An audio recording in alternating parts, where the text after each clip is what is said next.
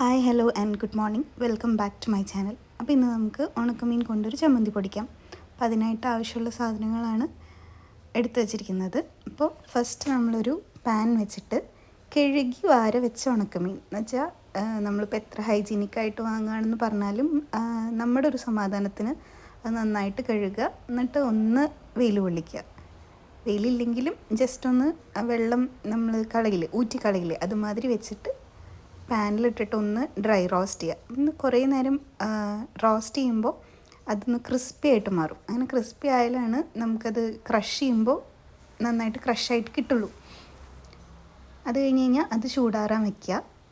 പിന്നെ വേറൊരു പാൻ വെച്ചിട്ട് അതിലേക്ക് നമ്മൾ കുറച്ച് ഓയിൽ ഒഴിക്കണം. പാൻ ചൂടാകുമ്പോൾ അതിലേക്കൊരു 3 ടേബിൾ സ്പൂൺ വെളിച്ചെണ്ണ ഒഴിക്കുക. അപ്പോൾ വെളിച്ചെണ്ണ ചൂടാവണ വരെ വെയിറ്റ് ചെയ്യുക. നമുക്ക് മുളക് ഫ്രൈ ചെയ്തെടുക്കാൻ വേണ്ടിയിട്ടാണ്.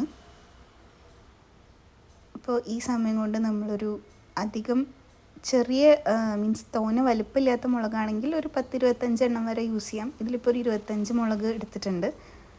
അപ്പോൾ അതിൻ്റെ ആ തോപ്പ് പൊട്ടിച്ച് കളയുമ്പോൾ കുരു പോയത് അത്രയും പോകും. ബാക്കിയുള്ള കുരു കളയാൻ വേണ്ടി ബുദ്ധിമുട്ടേണ്ട ആവശ്യമില്ല. ഇത് ഒന്ന് വറുത്തെടുക്കുക. ഇത് ഹൈ ഫ്ലെയിമിലിട്ട് ചെയ്യാതിരിക്കുന്നതായിരിക്കും നല്ലത്. ഹൈ ഫ്ലെയിമിലിട്ടാൽ പെട്ടെന്ന് കളർ മാറും.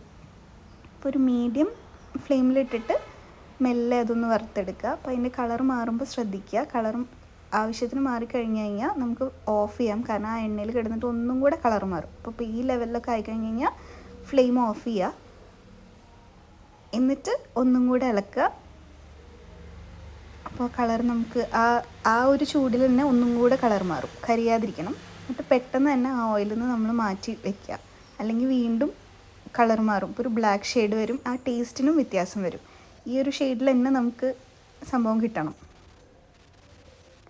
അതിന് വേണ്ടിയിട്ടാണ് ഓയിലിൽ നിന്ന് ട്രാൻസ്ഫർ ചെയ്തെടുക്കുന്നത്.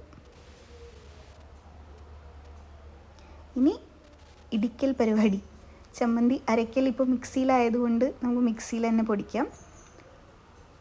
അമ്മിയിൽ അരച്ച ഒരു ഫീല് കിട്ടും വേണം. അതിന് വേണ്ടിയിട്ട് നമ്മൾ എന്ത് ചെയ്യാന്ന് വെച്ചാൽ എല്ലാം സെപ്പറേറ്റ്ലി ആണ് ക്രഷ് ചെയ്യുക. അപ്പോൾ ഈ മുളക് ആദ്യം ഒന്ന് ചൂടാറി കഴിഞ്ഞ് കഴിഞ്ഞാൽ ആ മുളക് മാത്രം ഇട്ടിട്ട് ഒന്ന് പൊടിച്ചെടുക്കുക. ജസ്റ്റ് ഒരു 5 സെക്കൻഡ് മതി. അത് കഴിഞ്ഞാൽ ഒരു നെല്ലിക്ക വലുപ്പത്തിൽ പുളി എടുക്കുക, കറുത്ത പുളി. ആ പുളി ഇതേപോലെ അത് മാത്രം ഇട്ടിട്ട് ഒന്ന് ക്രഷ് ചെയ്തെടുക്കുക.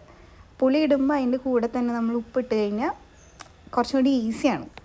എപ്പോൾ ഉപ്പിട്ടാലും പ്രശ്നമില്ല. നമ്മൾ പൊതുവേ പുളീൻ്റെ ഒപ്പമാണ് ഉപ്പിടാറ്. അപ്പോൾ ഒരു 1/2 ടീസ്പൂൺ ഉപ്പിടുക. പിന്നീട് നമുക്ക് നോക്കിയിട്ട് ചേർക്കാം.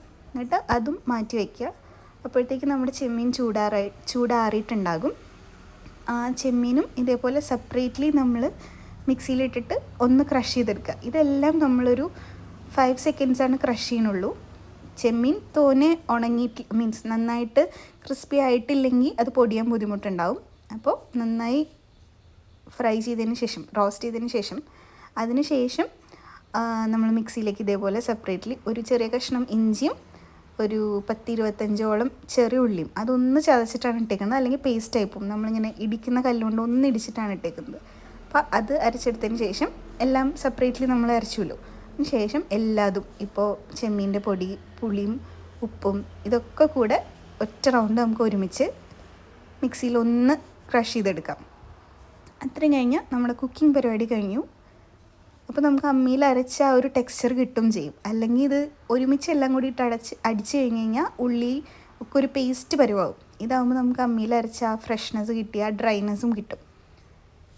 ഇനി നമുക്ക് വേണമെങ്കിൽ ഉപ്പൊക്കെ നോക്കിയിട്ട് ഉപ്പ് കുറവാണെങ്കിൽ ഉപ്പ് ആഡ് ചെയ്യാം. ഇതിലിപ്പോൾ കറക്റ്റ് ആയിരുന്നു ഉപ്പ്. അത് കാരണം വേറെ ഉപ്പ് ആഡ് ചെയ്തിട്ടില്ല. ഇങ്ങനെ കഴിക്കാം. അതല്ല എണ്ണ ചേർക്കണം എന്നുള്ളവർക്ക് ജസ്റ്റ് കുറച്ച് കോക്കനട്ട് ഓയിൽ ഇതിൻ്റെ മേലെ ഒഴിക്കാം. ഇതിങ്ങനെയും അടിപൊളിയാണ്. നല്ല ചൂട് ചോറിൻ്റെ ഒപ്പം സൂപ്പറാണ്. വേറെ ഒരു കറിയും വേണ്ട, ഒന്നും വേണ്ട. അല്ലെങ്കിൽ മോര് കറി, സാമ്പാർ, വെജ് കറികളുടെ ഒക്കെ ഒപ്പം സൂപ്പറായിട്ട് പോകുന്നൊരു സംഭവമാണ് ചെമ്മീൻ ചമ്മന്തി. വൺ ഓഫ് മൈ ഫേവറേറ്റ് ഡിഷസാണ്. ഞാനിത് വെറുതെ ഇരുന്ന് കഴിക്കും. വെറുതെ ഒന്നും ഇരുന്ന് കഴിക്കരുത് കേട്ടോ ആരും. അപ്പോൾ ആ എരിവ് കൂടുതലാണെന്നൊക്കെ നമുക്ക് എരിവ് കൂടുതലാണെന്ന് ഫീൽ ചെയ്യുകയാണെങ്കിൽ ഓയിൽ ഒഴിക്കാം. അല്ലെങ്കിൽ നമുക്ക് ആ സ്റ്റെപ്പ് കട്ട് ചെയ്യാവുന്നതാണ്. അപ്പോൾ this was my today's recipe. Thank you for watching. By.